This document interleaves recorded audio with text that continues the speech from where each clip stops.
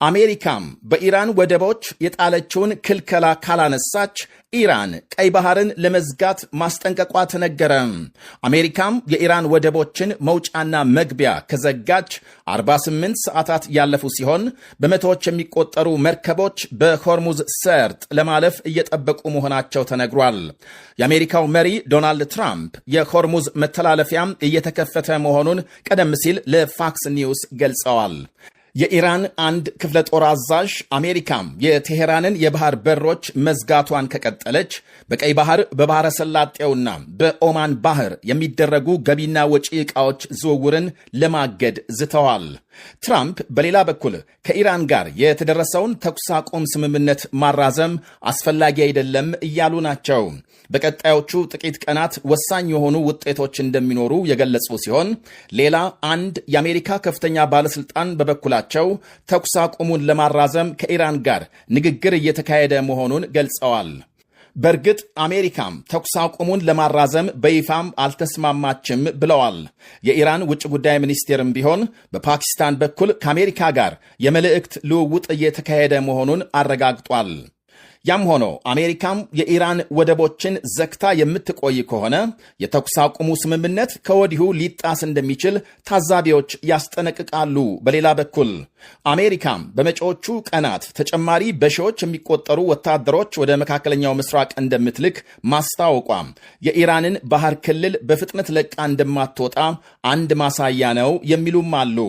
የቱርክ ፕሬዝዳንት ራሲብ ጣይብ ኤርዶዋን በሌላ በኩል እስራኤል በኢራንና አሜሪካ መካከል የተደረሰውን ተኩስ አቁም እንድታሰናክል ክፍተት መፍጠር እንደማይገባ አስገንዝበዋል። የጠቅላይ ሚኒስትር ቤንያሚን ኔታንያሁ መንግስት በተኩስ አቁም ሂደቱ ደስተኛ አለመሆኑ ይታወቃል ያሉት ኤርዶዋን በየትኛውም ሁኔታም ስምምነቱ እንዲሰናከል ጥረት ማድረጉ አይቀርም ሲሉ አሳስበዋል። ቱርክ በኢራንና አሜሪካ መካከል የተፈጠረው ውጥረት እንዲረግብና ተኩስ አቁሙ እንዲራዘም የተቻላትን ሁሉ ታደርጋለች ብለዋል ኤርዶዋን። በቀጠናው ሰላም ካለ ከእስራኤል አገዛዝ በስተቀር ነው፣ በክልላችን መረጋጋት ከሰፈነ ደግሞ ከእስራኤል መንግስት ውጪ ነው በማለት የሰጡት ቃል በሁለቱ ሀገሮች መካከል የተፈጠረው ውጥረት እየተባባሰ መሆኑን የሚያሳይ ነው ይላሉ ታዛቢዎች። እስራኤል በሊባኖስ የፈጸመችው ጥቃት የሰላም ተስፋን እየጎዳ ነው ያሉት ኤርዶዋን የወንድሞቻችንን መብቶች ለማስጠበቅ ቱርክ የመከላከል እርምጃዋን አጠናክራ ትቀጥላለች ሲሉ ገልጸዋል። የእስራኤልና የቱርክ የሰሞኑ ቅራኔ ተባብሶ ሲቀጥል በኔታንያሁና በኤርዶዋን መካከል የቃላት ጦርነቱም ተደጋግሞ ተሰምቷል። የቱርክ ውጭ ጉዳይ ሚኒስቴር ኔታንያሁ የኢራን አሜሪካንን የሰላም ድርድር እንዲጨናገፍ እየሞከሩ ነው በሚል መክሰሱን ተከትሎ ውጥረቱ እየተባባሰ መሄዱ ይወሳል። ሚኒስቴሩ በማስከተል ኔታንያሁን የዘመናችን ሂትለር በማለት ሲዘልፋቸው፣ ጠቅላይ ሚኒስትሩ የቱርኩን መሪ የጠላት ኃይሎችን ይደግፋል ሲሉ ከሰዋል። ኩርዶች ላይ የሚፈጽሙትን ጨምሮ በሀገር ውስጥ ያራምዳል ያሉትን የኃይል እርምጃም ጠቅሰዋል። የቱርክ ፕሬዝዳንት ራሲብ ጣይብ ኤርዶዋን ትዕግስታቸው ማለቁን ያሳዩበት ማስጠንቀቂያም ይፋ መሆኑ ይታወሳል።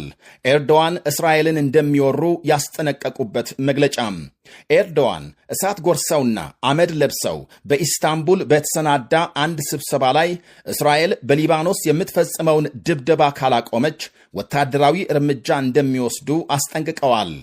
የሁለቱ ሀገራት መሪዎች ውዝግብ እየጋለ የሄደው አንድ የቱርክ ፍርድ ቤት ጠቅላይ ሚኒስትር ኔታንያሁና ሌሎች 35 ባለስልጣናት ባለፈው ጥቅምት ዓለም አቀፍ እርዳታ የያዙ ጥቂት ማለትም ታዋቂ ሰዎች ወደ ጋዛ እንዳይገቡ ከልክለዋል በሚል ተላልፈው እንዲሰጡ መወሰኑን ተከትሎ ነው ተብሏል። ከተከሰሱት የእስራኤል ባለስልጣናት መካከል መከላከያ ሚኒስትር እስራኤል ካትስ እና የብሔራዊ ጸጥታ ጉዳዮች ሚኒስትር ቤን ጋቪር ይገኙበታል። የቱርክ አቃቢያነ ሕግ የእስራኤል ባለሥልጣናቱ 4600 ዓመት እስር እንዲፈረድባቸው የጠየቁ ሲሆን ጠቅላይ ሚኒስትር ቤንያሚን ኔታንያሁ የራሱን የኩርድ ዜጎች የሚጨፈጭፍ መሪ በምን ሞራሉ እኛን ይከሳል አይነት ምላሽ ሰጥተዋል። ኤርዶዋንን መሆኑ ነው። እንዲሁም ለኢራን አገዛዝና ለተቀጥላ ቡድኖቹ ድጋፍ ይሰጣል ሲሉም የቱርክን ፕሬዝዳንት ከሰዋል። እናም እስራኤል የኢራንን የሽብር አገዛዝና ቡድኖቹን መዋጋት አጠናክራ ትቀጥላለች ብለዋል። ይህ በእንዲህ እንዳለ በአሜሪካ የተካሄደውና ታሪካዊ የተባለው የእስራኤል ሊባኖስ የሰላም ንግግር በቀጣይ ቀጥተኛ ድርድር ለማካሄድ የሚያስችል ስምምነት በመድረስ መጠናቀቁ ታውቋል። ንግግሩ በጥሩ የመግባባት መንፈስ የተካሄደ ነው ብለዋል የአሜሪካ ባለሥልጣናት። የሰላም ንግግሩ በዋሽንግተን ዲሲ ተካሂዶ እስኪጠናቀቅ ታዲያ በሊባኖስ በእስራኤልና ሄዝቦላህ መካከል ውጊያ ተጠናክሮ መቀጠሉን ዘገቦች አመልክተዋል።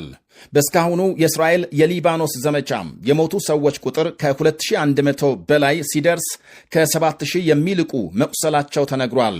በተለይ ልክ የዛሬ ሳምንት ረቡዕ የአሜሪካ ኢራን ተኩስ አቁም መደረሱን ተከትሎ እስራኤል በፈጸመችው ዘግናኝ በተባለ ጥቃት ከ250 በላይ ሰዎች መገደላቸው ከፍተኛ ተቃውሞ ማስነሳቱ ይታወሳል። የተባበሩት መንግስታት ኤክስፐርቶች እስራኤል በዘፈቀደም እየፈጸመች ነው ያሉት የሊባኖስ ድብደባን አውግዘዋል። ዛሬ የእስራኤል ዘመቻም ራስን ከመከላከል ያለፈ የተባበሩት መንግስታትን ሕጎች የጣሰ ተግባር ነው ብለዋል። በሌላ በኩል የኢራን አሜሪካንን ተኩስ አቁም የሸመገለችው የፓኪስታን ልዑካን ቡድን ማምሻውን ቴሄራን መግባቱ ታውቋል። የቡድኑ ዓላማም ተኩስ አቁሙ እንዲራዘምና የሰላም ንግግሩ እንዲቀጥል ግፊት ለማድረግ ነው ተብሏል።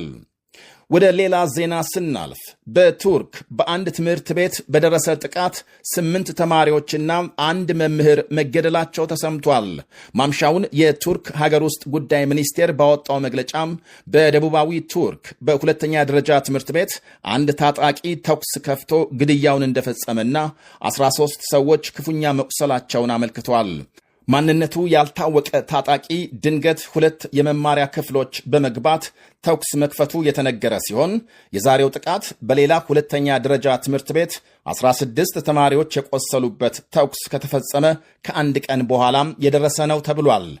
የትላንትናውን ጥቃት የፈጸመው የትምህርት ቤቱ የቀድሞ ተማሪ ሲሆን ተማሪዎቹን ካቆሰለ በኋላም ራሱን አጥፍቷል። የዛሬውን ጥቃት ያደረሰው ደግሞ ማንነቱ ያልተገለጸ ነገር ግን እርሱ ሲገደል ወላጅ አባቱ መያዙን ዘገቦች አመልክተዋል። ወደ ሌላ ዜና ስናልፍ በአሜሪካ ጦር ጥቃት ተፈጽሞባቸው ከአንድ ወር በላይ ስሪላንካ እንዲቆዩ የተገደዱ ከ200 በላይ የኢራን ባህር ኃይል አባላት ሀገራቸው ገብተዋል።